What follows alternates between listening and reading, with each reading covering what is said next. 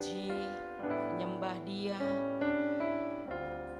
Kita mau angkat satu pujian seperti rusa rindu sungai.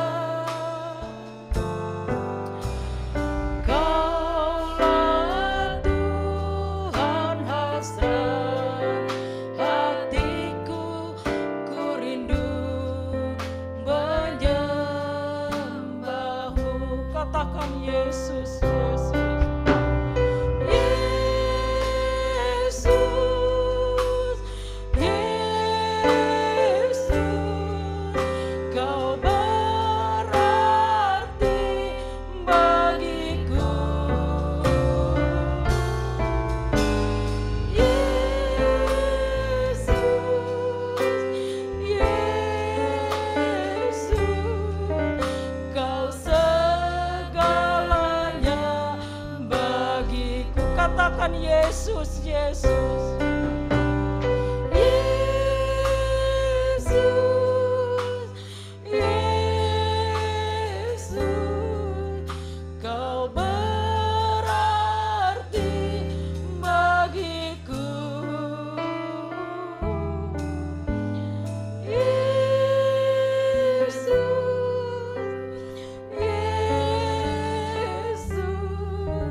Kau segalanya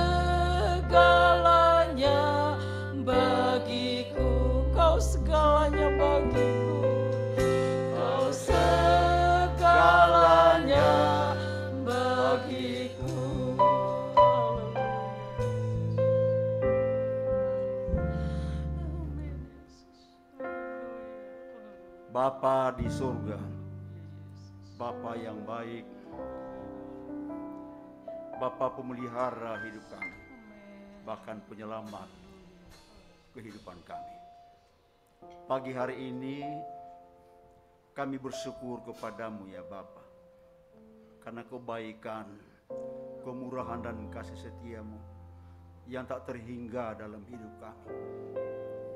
Engkau himpunkan kami kembali pagi hari ini untuk datang beribadah kepadamu, memuji, memuliakan, mengagungkan Engkau, karena Engkaulah satu-satunya Allah kami yang layak dipuji dan disembah.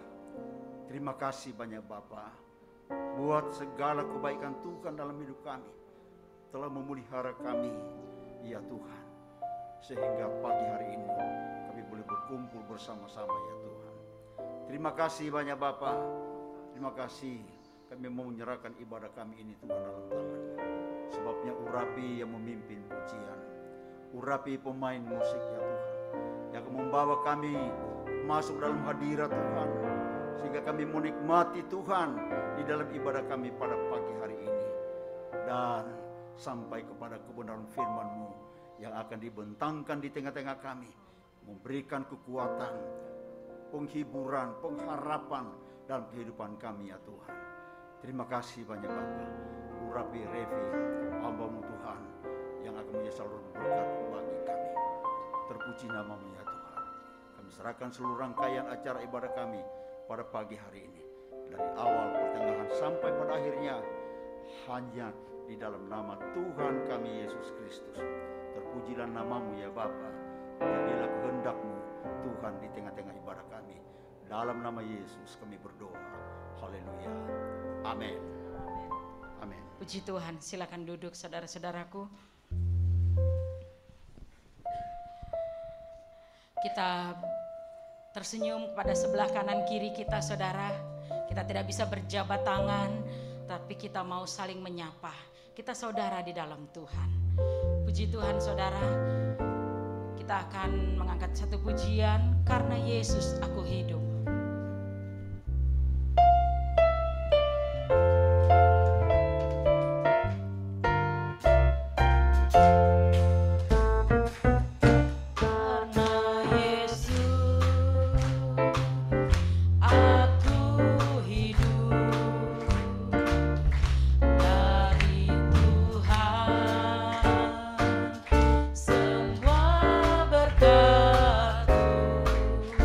Tidak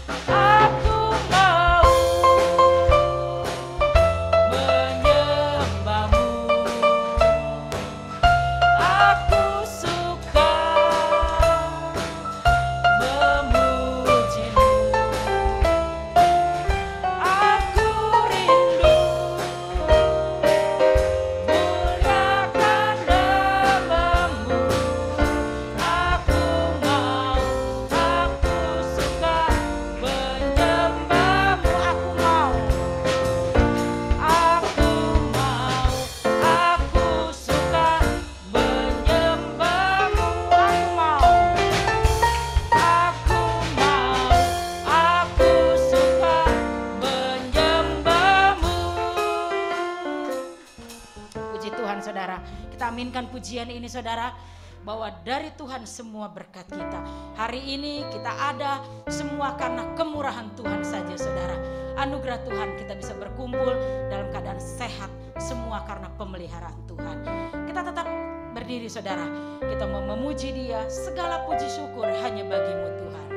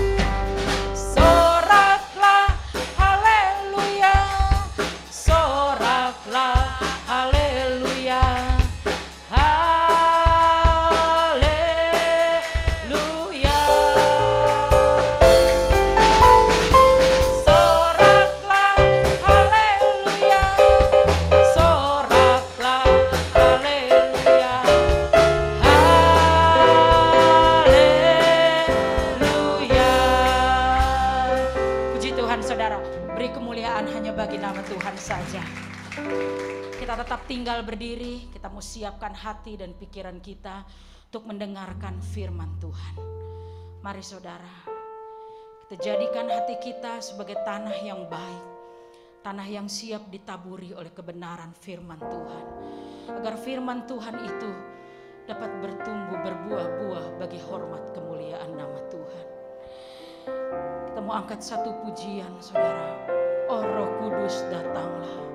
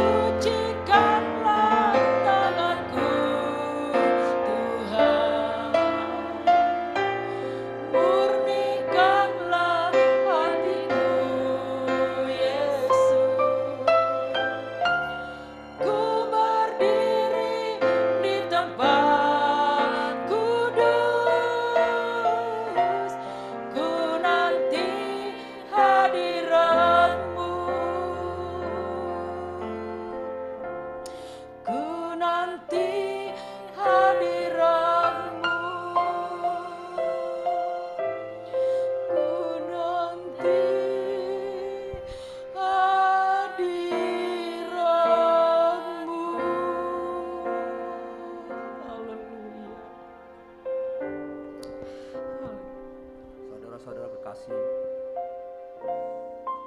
Mari kita berdoa. Bapa Sorga, kami mengucap syukur dan terima kasih untuk pagi hari yang indah ini Tuhan.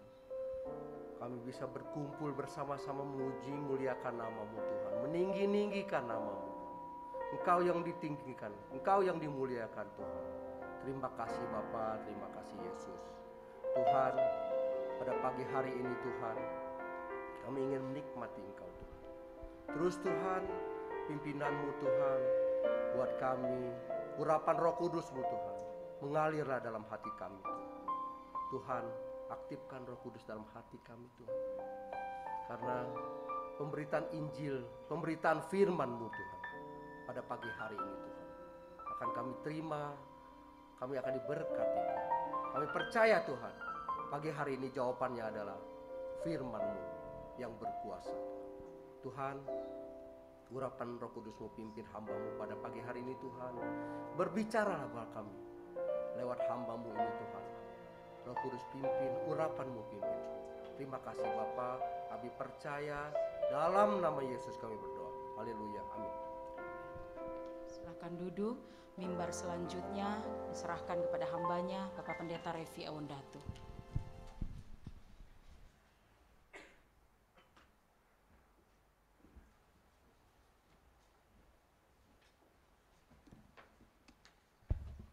Tes.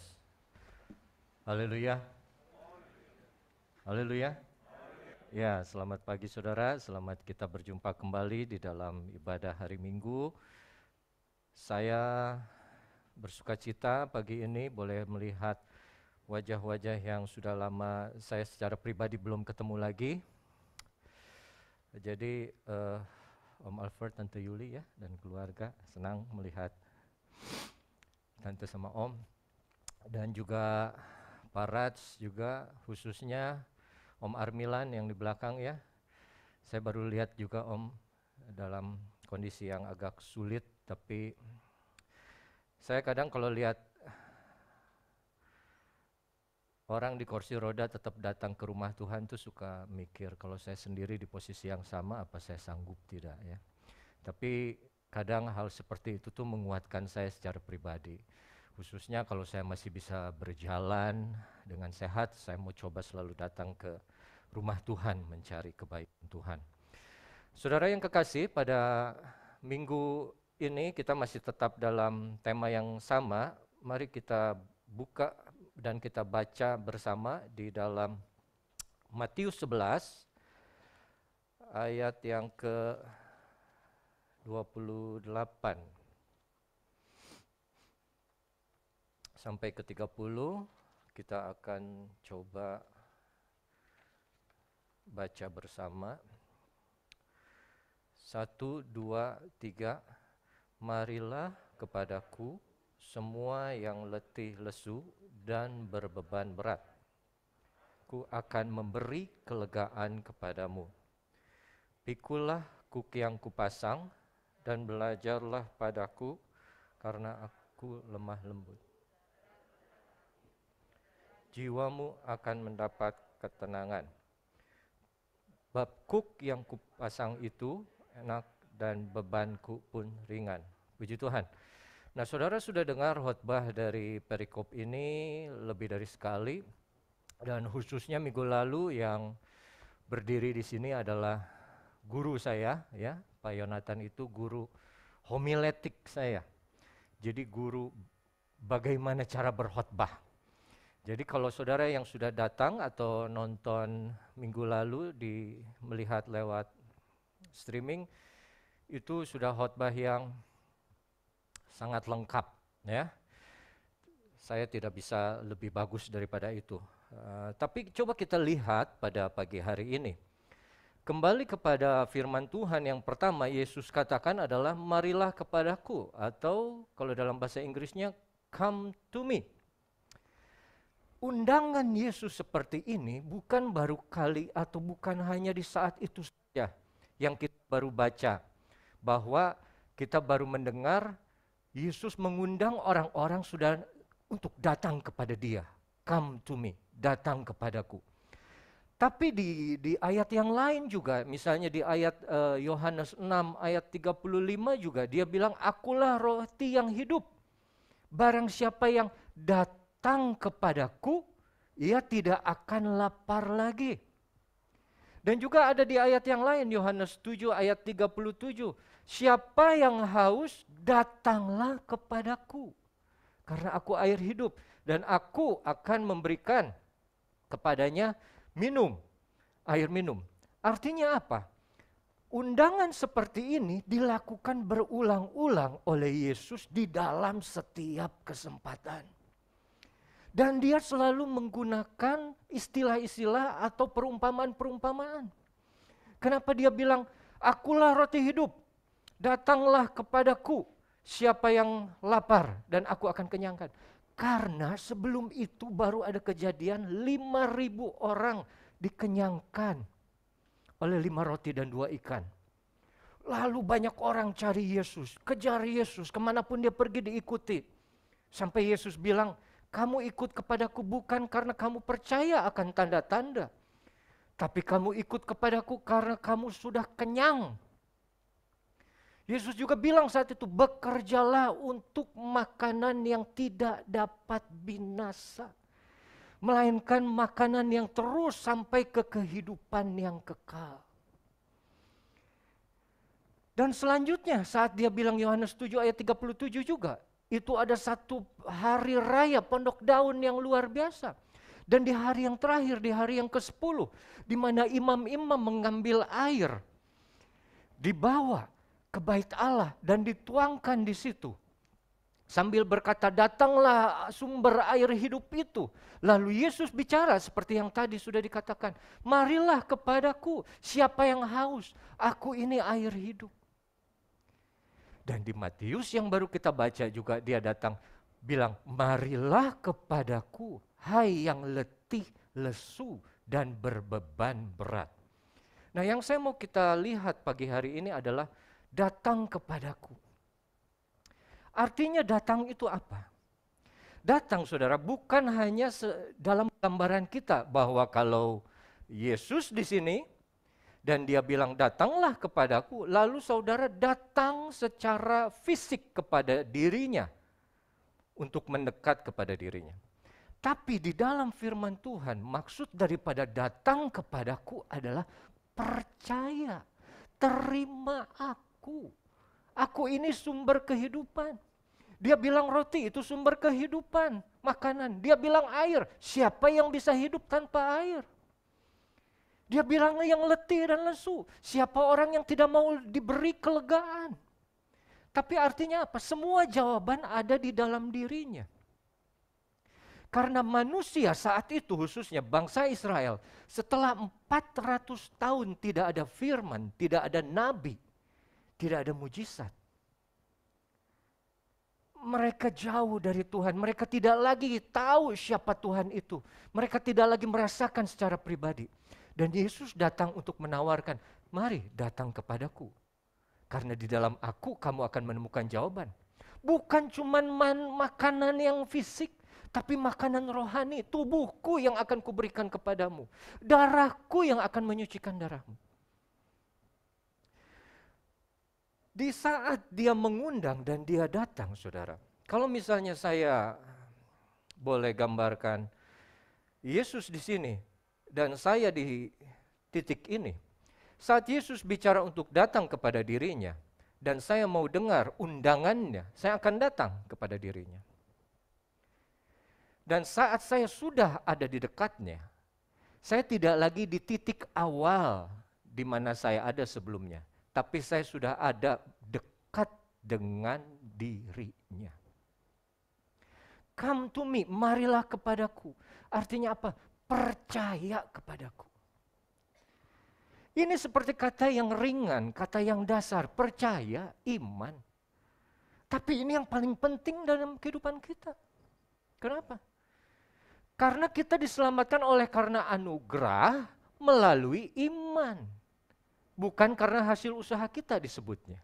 Anugerah karena Tuhan berikan sendiri hidupnya. Tapi untuk siapa? Untuk siapa? Untuk kita yang percaya dan mau menerima dia. Come to me, percayalah kepadaku. Bahwa aku ini roti hidup, air hidup, dan aku bisa memberi kelegaan kepadamu. Kalau kita lihat dari 3 ayat yang tadi, marilah kepadaku semua yang letih lesu, aku akan memberi kelegaan kepadamu. Dan selanjutnya, pikulah kuk yang kupasang. Di situ ada firman.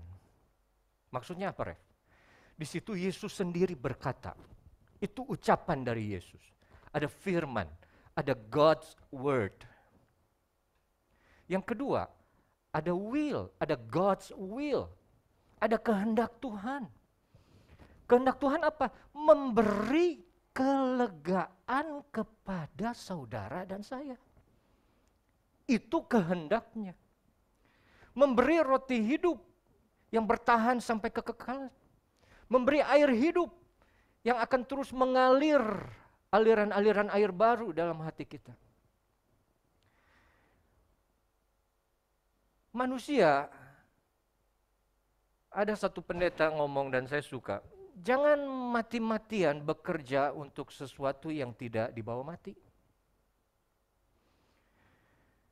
Coba pikir dalam hidup saudara sekarang. Di mana prioritas saudara? Yesus sendiri bilang jangan bekerja untuk makanan yang akan binasa, yang sementara. Yesus sendiri juga bilang di ayat yang lain, jangan kumpulkan harta di bumi tapi harta di surga. Nah, datang kepadaku untuk menerima aku. Ada God's word, ada kata-kata Yesus, ada God's will, kehendak Tuhan memberi kelegaan. Dan yang ketiga, ada God's way, jalannya Tuhan. Bagaimana caranya? Pikulah kuk yang kupasang. Ini loh, ini caranya. Aku sudah berfirman dan keinginanku kamu semua memiliki kelegaan, tapi ada caranya. Hidup orang Kristen bukan terus kita percaya dan kita bebas dari satu kewajiban. Ada kuk yang dipasang oleh Yesus di atas leher kita atau di hidup kita. Nah, coba kalau ini bicara mengenai datang, saudara. Sampai Wahyu pasal 22 pun, di satu ayat nggak perlu dibuka, ayat 17 itu mempelai itu mengundang datang kepadaku, datang kepadaku, datang kepadaku 3 kali. Tapi sekarang coba kita mau lihat sebentar di Yesaya 55. Yesaya 55 itu ada satu ayat yang sangat terkenal, tapi kadang kita suka lupa ayat-ayat yang lainnya. Ayat yang terkenal dari Yesaya 55 adalah ayat 8, sebab rancanganku bukanlah rancanganmu dan jalanmu bukanlah jalanku. Seperti tingginya langit dari bumi, demikian tingginya jalanku dari jalanmu, rancanganku dari rancanganmu. Kalau bahasa Inggrisnya, my thoughts are not your thoughts, nor are your ways my ways. Jalanku, caraku berbeda, bukan caramu. Tapi kalau kita mau lihat di ayat yang pertama, Yesaya 55 ayat 1. Semua orang yang haus, marilah dan minumlah air. Hai orang yang tidak mempunyai uang, marilah. Terimalah gandum tanpa uang pembeli dan makanlah juga anggur dan susu tanpa bayaran. Kalau dalam bahasa Inggrisnya, everyone who thirsts, come to the waters. And he had that no money, come buy and eat. You come buy wine and milk without money and without price. 3 kali ada undangan untuk datang. Untuk datang, untuk datang. Begitu pentingnya untuk datang kepada Dia. Di ayat yang pertama itu bicara, minumlah air yang haus. Tentu kita tahu, air di sini bicara bukan lagi air yang secara fisik, tapi air secara rohani, spiritual, yaitu firman Tuhan. Dan orang yang haus, orang kalau tidak merasa haus, dia tidak akan mencari air, saudara. Haus secara fisik beda dengan haus secara rohani. Saudara saya ada yang barusan dia bilang karena bapaknya baru meninggal, terus selama 40 hari dia bilang saya puasa kok. Oh, hebat kamu puasa. Jadi nggak makan nggak minum nggak. Cuman puasa nggak makan saja, tapi dia masih minum. Tidak ada yang bisa tahan hidup tanpa air lebih dari 10 hari. Tapi kalau orang haus, kerongkongan, dia akan cari. Tapi kalau orang hausnya di dalam, ada yang kosong, itu tidak serta-merta mencari loh saudara. Lihat, 400 tahun bangsa Israel tidak ada firman. Apa mereka mencari Tuhan? Tidak. Setelah Yesus turun pun, apakah mereka datang dan percaya kepada Dia bahwa Yesus Mesias? Tidak. Kenapa mereka mencari Tuhan? Karena mereka kenyang, berkat jasmani. Apa yang mereka dapatkan bukan karena siapa Dia, siapa Yesus yang sesungguhnya. Kehausan secara spiritual tidak serta-merta membuat kita mencari Tuhan. Kita haus secara jasmani, cepat sekali langsung pengen cari air. Tapi kalau hausnya secara rohani itu lama sekali. Kadang-kadang tidak sadar, sampai hati itu kering. Sampai hati itu kering dan keras. Dan akhirnya keras seperti batu. Dan kalau sudah batu, itu nggak bisa lagi dirubah selain cuma diganti oleh hati yang baru. Dan hati yang baru di Yeskiel dibilang hanya bisa diberikan oleh Tuhan. Makanya saat Yesus sudah datang pun, begitu banyak mujizat yang Dia lakukan pun tidak cukup. Tetap mengundang, mari percaya, percaya, percaya kepadaku, datang kepadaku. Cuman susah, percaya itu susah saudara. Jangan ngomong ke manusia, ke Tuhan saja percaya itu susah. Percaya itu bukan cuma ya saya percaya Yesus juru selamat, saya dibaptis dan saya beribadah terus setiap bulan, setiap minggu. Saya bawa persembahan, saya bawa persepuluhan, itu percaya Tuhan. Belum lengkap, tidak berhenti di situ. Di Yesaya 55 ayat 1, datang yang haus, mari dan minumlah air. Saudara bayangkan, orang haus tapi masih perlu diundang. Kenapa? Karena kehausan secara spiritual itu enggak dengan sendirinya dia mencari firman Tuhan. Oh, tadi lagu di awal seperti rusa rindu. Itu Daud. Daud tidak seperti kita. Daud hatinya tuh berkenan kepada Allah. Hatinya sama dengan Allah. Dia bisa rasa ada sedikit dia tidak dengar firman Tuhan, tidak baca firman Tuhan, dia rasa ada sesuatu yang kurang. Tapi itu 1 dibanding 1000. Tidak semua orang begitu. Kalau tidak mau ngapain disuruh undang. Yang haus marilah datang kepadaku. Otomatis kalau haus pasti datang cari air. Nah, selanjutnya, hai orang yang tidak mempunyai uang, marilah. Kalau dalam bahasa Inggris, belilah gandum tanpa uang dan makanlah juga anggur dan susu tanpa bayaran. Nah, kita tidak akan terlalu dalam di situ, tapi maksudnya apa? Keselamatan yang disiapkan oleh Tuhan tidak bisa kita beli dengan apa yang kita miliki. Itu semata-mata memang pemberian dari Tuhan. Kamu terima saja, makanlah, enggak. Yang lapar secara rohani datang, minum datang. Ujung-ujungnya apa? Iman percaya kepada Tuhan.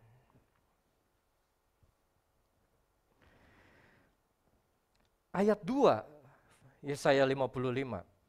Mengapa kamu belanjakan uang untuk sesuatu yang bukan roti? Dan upah jerih payahmu untuk sesuatu yang tidak mengenyangkan. Ditekankan kembali oleh si Yesaya. Kenapa kamu tempatkan prioritas kamu pada hal-hal yang salah, hal-hal yang sementara, hal-hal yang cuman tidak mengenyangkan. Yang namanya nafsu tidak bisa dipuaskan. Kalau kita punya barang A, nanti kita pengen A1. Begitu kita punya A1, kita pengen A2. Itu yang tidak bisa kenyang. Jiwa yang tidak terpuaskan oleh dunia. Kalau jiwa yang tidak terpuaskan oleh nafsu kepada hal-hal duniawi, itu yang akan membuat mata hati dan pikiran kita selalu dipenuhi oleh rasa keingin dipuaskan dan didorong untuk selalu mencari itu. Tapi firman Tuhan bilang, datang, terimalah gandum, beli tanpa uang. Kenapa? Sudah dibayar, harganya sudah lunas oleh Yesus Kristus di kayu salib. Tidak perlu lagi kamu melakukan sesuatu dan memang tidak bisa ada yang kita bisa lakukan untuk mendapatkan keselamatan itu. Bicara mengenai come to me, bicara mengenai percaya. Kenapa ini selalu diingatkan berulang-ulang? Karena iman adalah dasar, betul. Tapi iman adalah satu-satunya yang membawa kita sampai ke garis akhir. Sampai kita hembus nafas terakhir, itu iman yang ada di sana. Iman yang dilihat, apakah kita tetap setia atau tidak. Kita sudah mulai dari roh, apakah kita akhirinya juga dengan roh. Jangan sampai kita panas di awal, dingin dan mati sebelum kita menghembuskan nafas. Iman adalah satu-satunya yang diserang terus oleh iblis. Kenapa? Karena dengan iman kita diselamatkan. Dan iblis tidak mau kita diselamatkan. Iblis tidak suka kita memuji Tuhan. Iblis tidak suka kita percaya Tuhan. Oleh karena itu iman percaya itu yang dihajar terus oleh iblis. Dan Yesus tidak berhenti ngomong come to me, believe me, receive me, receive my words. Nah, ayat yang ke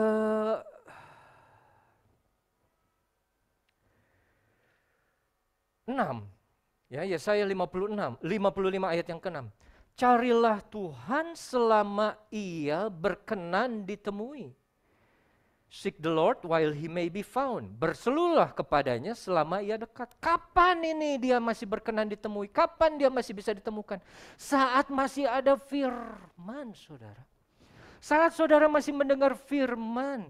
Saat saudara masih mendengar suara Roh Kudus di dalam hati saudara. Yang selalu membawa kita kepada segala kebenaran. Itu artinya dia masih berkenan ditemui dan ia masih dekat. Kalau ada Roh Kudus yang bilang, janganlah. Mau ngapain nonton MotoGP ke Mandalika? Mendingan ibadah dong. Gitu. Janganlah mau ngapain ke Jakarta Auto Week yang sekarang tanggal 20 habis. Mending ibadah. Itu sih mungkin saudara nggak ada yang punya kemauan gitu, itu saya yang punya kemauan gitu. Karena saya pengen nonton MotoGP, tapi kemungkinan tidak bisa ini karena tidak sempat. Tapi saat Roh Kudus yang berbicara, kita tahunya dari mana sih itu Roh Kudus? Gampang. Saat itu membawa kepada segala kebenaran. Saat kita mau berbuat dosa terus ada di dalam hati kita, yakin kamu mau lakukan itu lagi? Yakin kamu bertobat? Yakin nggak mau berhenti? Itu Roh Kudus. Carilah Tuhan. Looking for Him. While He may be found. Masih ada firman-Nya. Dan Dia masih dekat di hati kita. Jangan sia-siakan suara itu, saudara, coba. Percaya dan ikuti. Makanya saya senang kalau lihat anak-anak Tuhan ada di rumah Tuhan. Nggak ada tempat yang lebih baik selain ada di rumah Tuhan. Karena ada sekumpulan orang-orang percaya. Di rumah boleh berdoa, di rumah boleh menyembah, di rumah boleh baca firman Tuhan. Tapi kalau kita ada di tengah-tengah kumpulan orang percaya, beda, saudara. Kalau saya pribadi itu merasa lebih dikuatkan. Saya dengar khotbahnya Pak Yonatan di rumah. Melalui streaming. Tapi kalau saya dengar langsung di sini beda. Nah, carilah Tuhan selama ia berkenan ditemui. Berserulah kepadanya selama ia dekat. Ayat 7 jarang dibacakan. banyak orang baca ayat 8, sebab rancanganku bukan rancanganmu. Itu kebanyakan orang baca. Tapi mereka tidak baca ayat 7. Ayat ke-7, baiklah orang fasik meninggalkan jalannya. Perhatikan ya. Dan orang jahat meninggalkan rancangannya. Baiklah ia kembali kepada Tuhan, maka dia, Tuhan akan mengasihaninya. Dan kepada Allah, sebab ia memberi pengampunan dengan limpahnya. Haleluya. Ayat 8 baru dijelaskan kenapa. Sebab rancanganku bukan rancanganmu, jalanmu bukan jalanku. Maksudnya apa? Dari ayat yang 7 sebelumnya. Karena jalan orang fasik, yaitu kita semua dulu sebelum percaya Tuhan. Dan orang jahat, rancangannya kita semua, itu harus ditinggalkan. Rancangan dan jalan itu harus dilepaskan. Kenapa? Karena Tuhan bilang, rancanganmu, jalanmu dulu, waktu kamu belum aku panggil, waktu kamu belum aku undang, itu harus ditinggalkan. Makanya saat Tuhan Yesus bilang, datanglah kepadaku, dan kita mau datang, artinya kita percaya, itu kita sudah meninggalkan rancangan dan jalan kita yang lama. Dan sekarang kita dekat dia, bersama dengan dia, percaya kepada dia, maka hidup kita akan ada di dalam rancangannya, rancangan Tuhan dan jalan Tuhan. Itu maksud dari ayat 8. Kalau kamu mau datang kepadaku, kamu harus tinggalkan. Sederhana kan? Dan itu masuk akal. Ini titik yang lama, itu titik yang baru. Begitu datang mau percaya, tinggalkan itu. Firman Tuhan yang bilang. Tinggalkan jalan orang fasik dan rancangan orang jahat. Nah, saya catat, jalan di situ maksudnya adalah cara hidup atau cara kita bereaksi atau cara kita berperilaku atau kebiasaan atau habit. Apa yang kelihatan di luar? Nih. Ada orang kan yang suka kebiasaan kalau ngobrol, dia kan begini nih. Dengerin kita ngomong dia begini aja. Terus kadang saya suka nggak suka gitu ya. Aduh, belum lagi kalau yang depannya lebih tua ya. Nah, ini cara. Atau ada juga orang yang begini kan kebiasaannya ya. Kayak aduh, padahal yang sedang bicara tuh orang lebih tua. Kan kurang hormat kayaknya ya kalau begini ya. Atau duduk tapi ini gitu ya. Nah, itu perilaku, kebiasaan, jalan, cara hidup orang fasik itu ditinggalkan. Baiklah orang fasik meninggalkan. Dan orang jahat meninggalkan rancangannya. Rancangan itu pikiran, atau rencana, atau maksud, atau ide, atau tujuan. Yang satu kelihatan, yang satu tidak kelihatan. Yang satu ada di luar, yang satu ada di dalam. Ada orang baik di luarnya, sopan, ramah, senyum. Tapi di dalamnya penuh dengan kejahatan. Niatnya tidak baik. Ada juga yang, ya ada yang orang yang dia mah hatinya baik, cuman perilakunya aja kasar katanya ya. Kalau papa saya bilang dulu mah, hatinya baik, cuman mulutnya aja jahat katanya kan, mulutnya kasar. Saya sendiri tidak percaya itu. Karena kalau misalnya orang hatinya baik, mestinya juga mulutnya baik gitu. Tapi ini luar dan dalam harus ditinggalkan yang dulu itu. Jalan, cara hidup, cara berperilaku, habit, kebiasaan, dan pikiran juga, ide-ide, rancangan, tujuan, itu harus ditinggalkan. Karena apa? Itu jalan hidup kamu, rancanganmu beda sama rancanganku dan jalan hidup aku. Kamu tidak bisa bersama dengan aku, menerima aku, tapi masih pikir dengan cara jalan atau rancanganmu yang lama.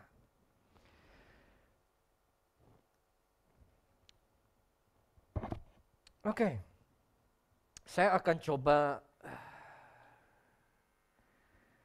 jelaskan dengan satu contoh dari Alkitab.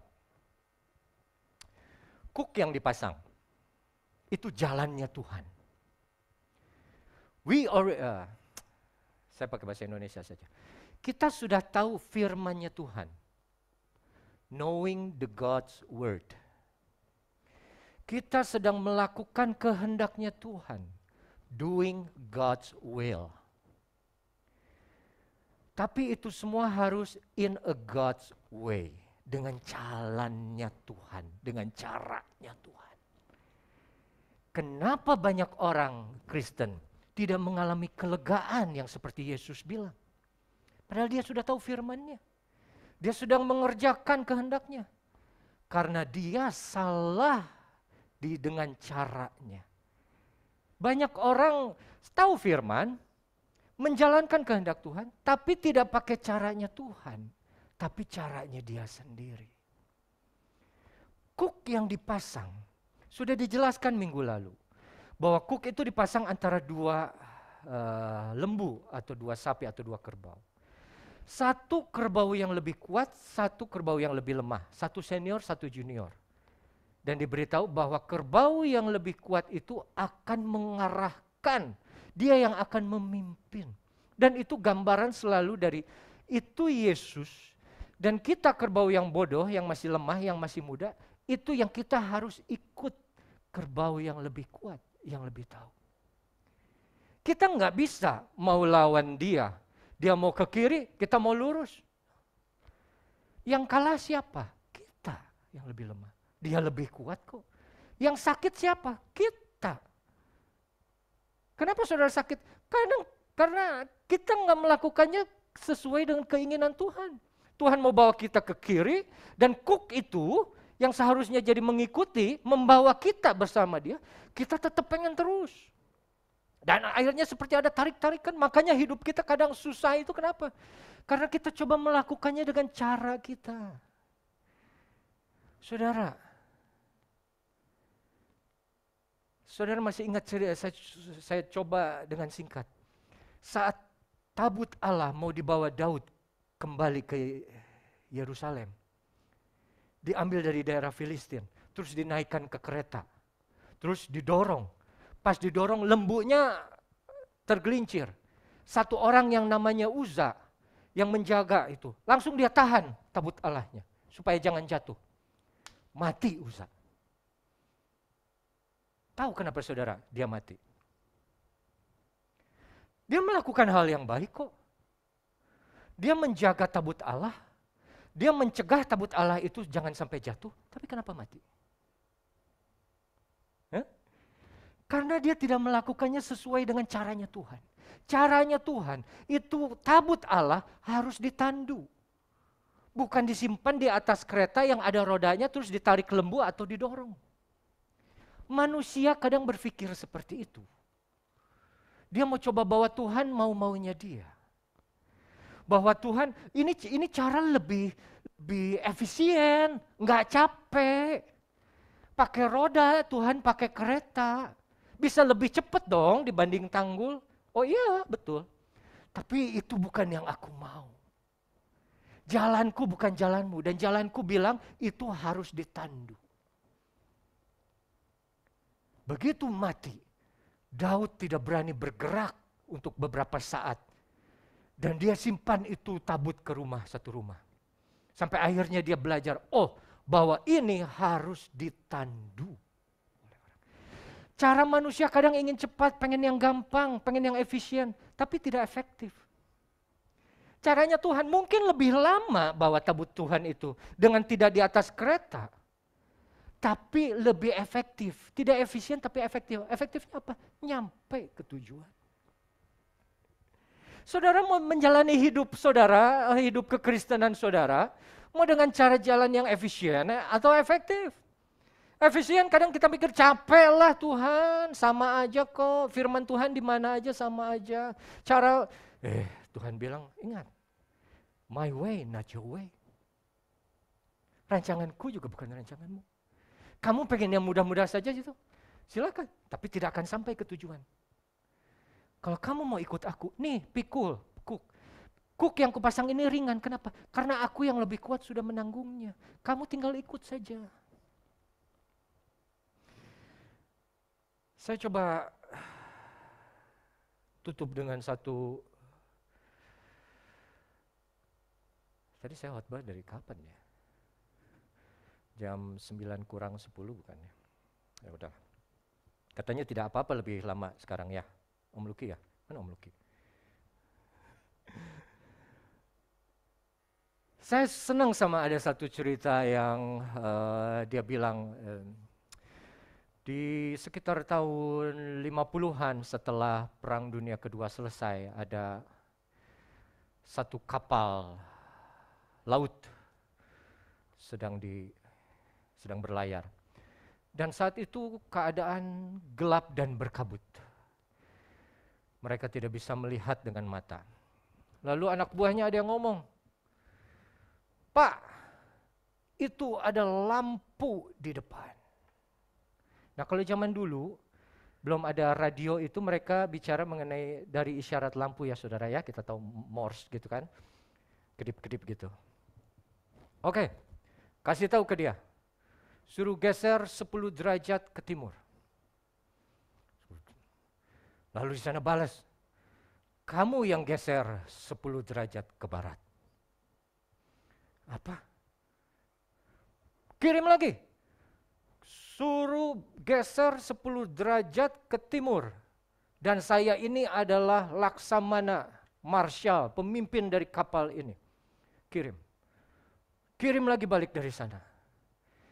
Geser 10 derajat ke barat. Dan saya adalah Klasi kelas 3. Klasi kelas 3 berani ngomong gitu.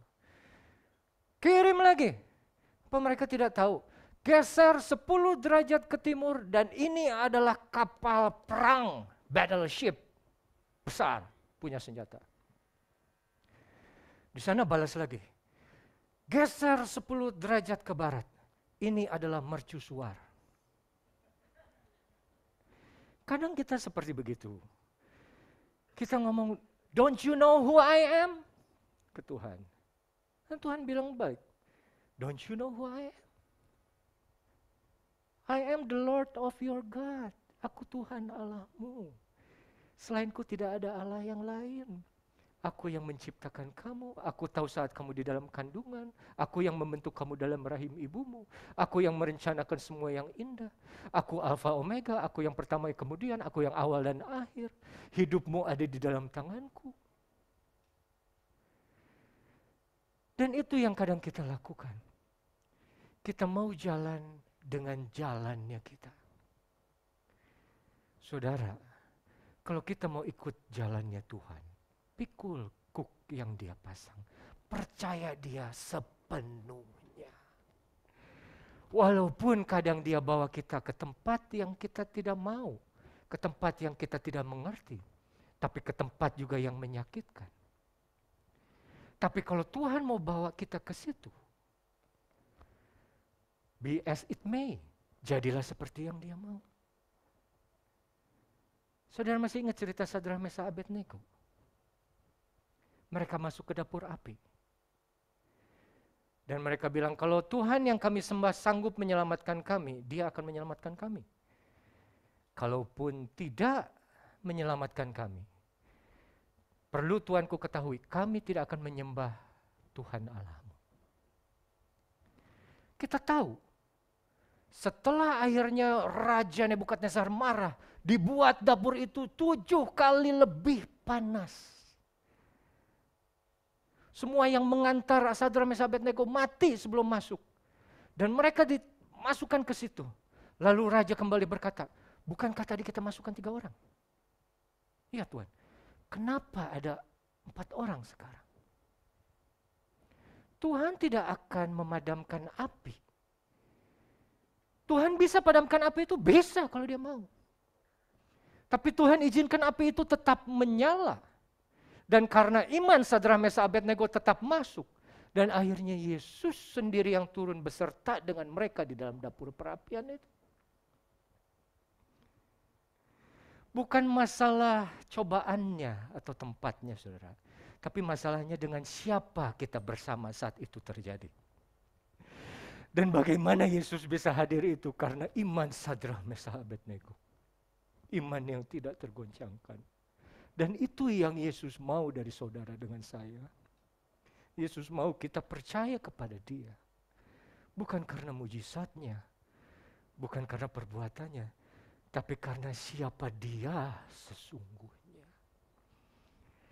Dan saat saudara bisa seperti itu, Mau kesusahan seperti apapun, percaya bahwa Tuhanku tetap ada. Tuhanku, aku tetap sembah Kau. Apapun yang terjadi pada hidupku, Engkau tetap Yesus dan aku percaya dan aku muliakan.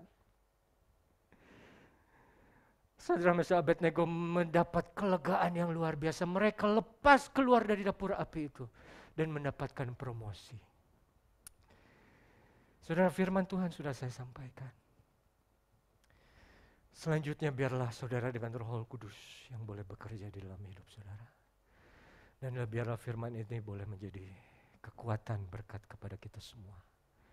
Bahwa datang kepada Dia artinya percaya kepada Dia no matter what. Baik saudara, saya akan tutup. Mari kita tunduk kepala dan kita berdoa.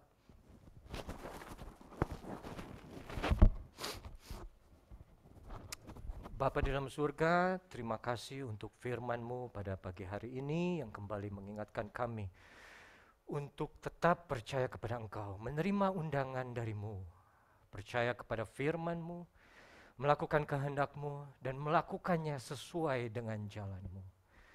Tuhan, biarlah kami semua anak-anak-Mu yang datang pada pagi hari ini boleh mendapat berkat-berkat rohani yang luar biasa dari firman ini. Tidak saja kami dipuaskan, tapi kami boleh beroleh kemenangan demi kemenangan di dalam perjuangan hidup iman kami. Sehingga kami boleh menjaga iman kami sampai pada akhirnya. Terima kasih Tuhan, terima kasih Bapa yang baik. Kami berdoa, kami serahkan seluruhnya ini hanya di dalam nama Tuhan Yesus Kristus. Haleluya. Amin. Saya serahkan kepada yang bertugas.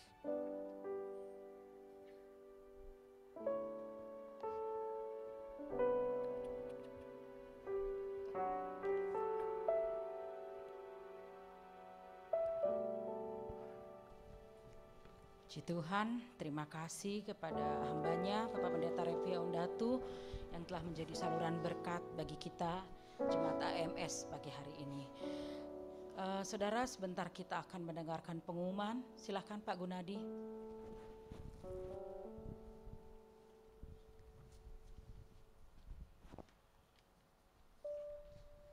Selamat pagi saudara-saudara kasih dalam Tuhan Yesus Kristus. Sebelum saya bacakan pengumuman, ada saudara yang baru pertama kali hadir pada ibadah pagi hari ini. Boleh saudara mengangkat tangan. Ada saudara. Haleluya, kita sambut dengan sukacita. Atas nama Ibu Gembala dan seluruh jemaat PDMS mengucapkan selamat datang untuk Ibu. Kami nantikan kehadiran selanjutnya. Pengumuman pertama, minggu depan kita bertemu kembali dengan ibadah di tempat ini, yaitu jam 8 ada doa Bidstone dan dilanjutkan dengan ibadah jam 8.25.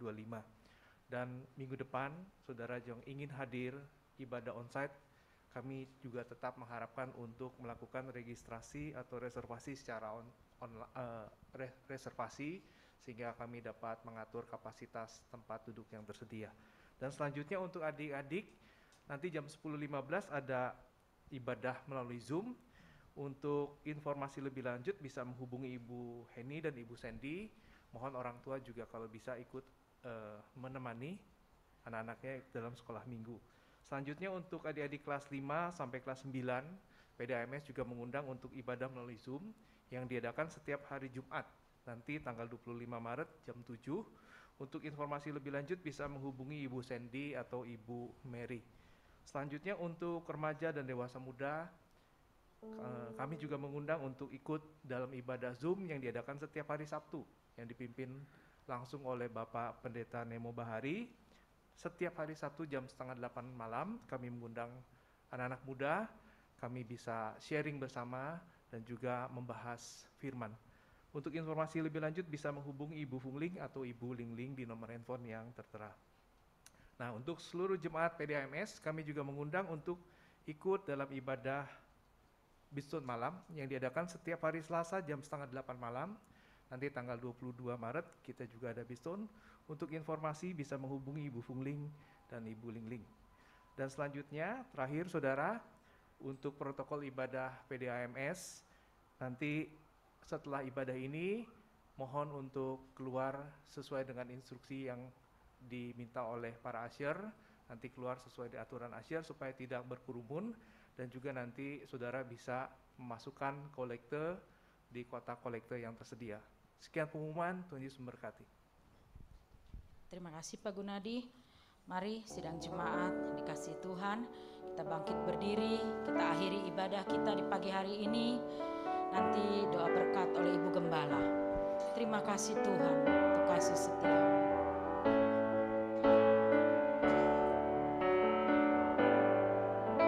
Terima kasih Tuhan untuk kasih setia-Mu yang ku alami dalam hidupku.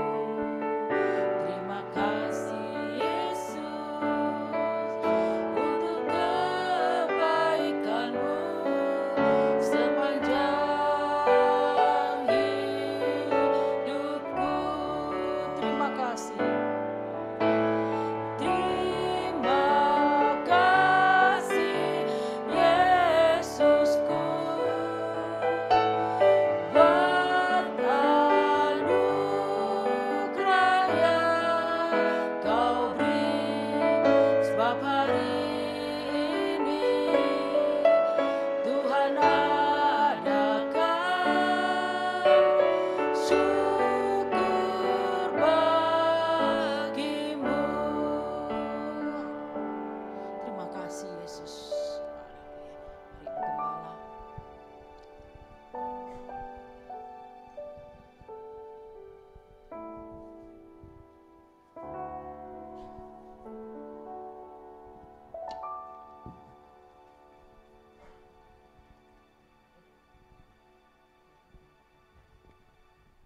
Mari kita berdoa.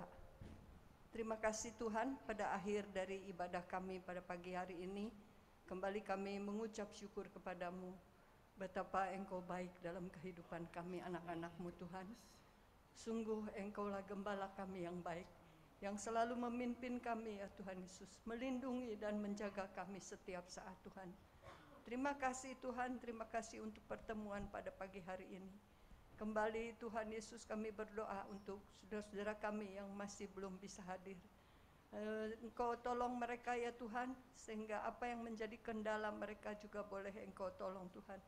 Pada waktunya mereka boleh bersama-sama dengan kami beribadah di tempat ini. Terima kasih Tuhan untuk saudara-saudara kami yang pada pagi hari ini melayani pekerjaan-Mu. Engkau memberkati mereka semua Tuhan, besar kecil yang tanggung jawab yang mereka kerjakan. Semuanya Tuhan Yesus mereka kerjakan dengan segenap hati. Dan Engkau tidak pernah membiarkan kami Tuhan Yesus. Terima kasih Tuhan, terima kasih Yesus. Tuhan kami berdoa juga untuk saudara-saudara kami yang sakit. Engkau juga yang akan melawat mereka, menjamah mereka. Yang sudah lanjut usia, Engkau menolong ya Tuhan Yesus, memberikan sukacita. Tetap ya Tuhan Yesus iman mereka kepadamu ya Tuhan Yesus. Terima kasih Tuhan.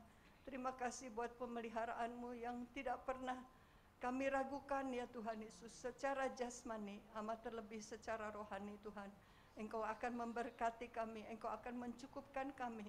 Engkau akan ya Tuhan Yesus memenuhi segala keperluan kami Tuhan Yesus. Bukan apa yang kami mau Tuhan, tapi apa yang kami perlukan. Kami percaya Engkau akan memberikannya. Terima kasih Bapa. Sebentar kami akan berpisah. Engkau Tuhan Yesus, kami percaya bahwa Engkau tidak pernah berpisah dengan kami Tuhan. Anugerah-Mu Tuhan Yesus akan beserta dengan kami. Kasih sayang-Mu Tuhan Yesus yang menyertai kami selalu. Dan Roh Kudus-Mu yang mengikat kami menjadi satu mulai saat ini sampai Maranatha Engkau datang kembali. Terima kasih Bapa, terima kasih Yesus. Kami percaya setiap saudara-saudara kami yang hadir pada pagi hari ini, sebentar mereka kembali ya Tuhan Yesus dengan sukacita-Mu, dengan ya Tuhan Yesus segala yang Engkau sudah lengkapi di dalam kehidupan kami. Terima kasih, di dalam nama Tuhan Yesus Kristus kami berdoa. Haleluya, amin. Selamat hari Minggu semuanya.